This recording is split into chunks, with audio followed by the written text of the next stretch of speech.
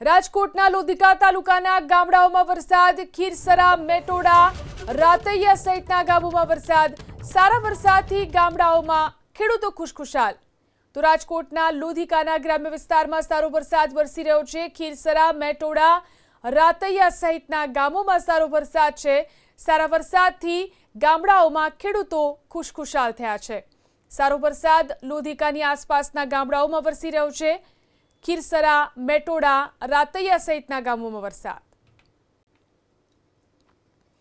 તો રાજકોટના જેતપુરમાં પણ સ્ટેટ હાઈવેના ગરનાળામાં પાણી ભરાઈ ગયા।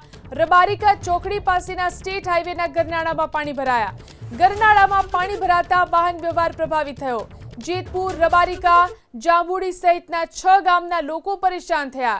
ગરનાળામાંથી પાણીના નિકાલની સ્થાનિકો માંગ કરી રહ્યા છે।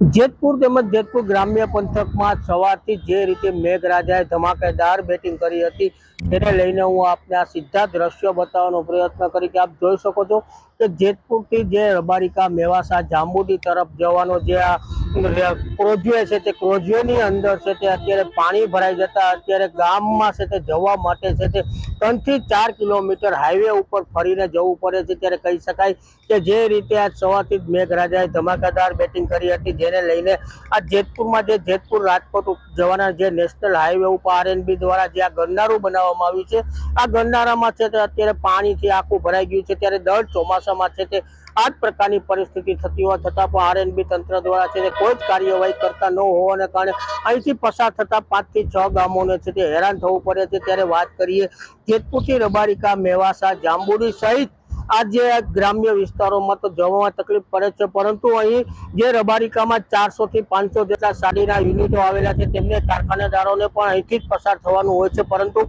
અહીં પાણી જે ભરાઈ જતા છે તે તેમને 5 થી 6 કિલોમીટર છે તે ફરીને જવું પડે છે। ત્યારે દર ચોમાસામાં છે તે આ જ પ્રકારની પરિસ્થિતિ થતી હોવાને કારણે વાહન ચાલકો છે ભારે પરેશાનીનો સામનો કરી રહ્યા છે। ત્યાં આરએનબીમાં અનેકવાર રજૂઆત કરવા છતાં પણ આરએનબી દ્વારા છે તે પાણી નિકાલની કોઈ જ વ્યવસ્થા કરતા ન હોવાને કારણે 5 થી 6 ગામોને છે તે 4 થી 5 કિલોમીટર હાઈવે ઉપર ફરીને છે પોતાના ગામ તરફ જવું પડે છે।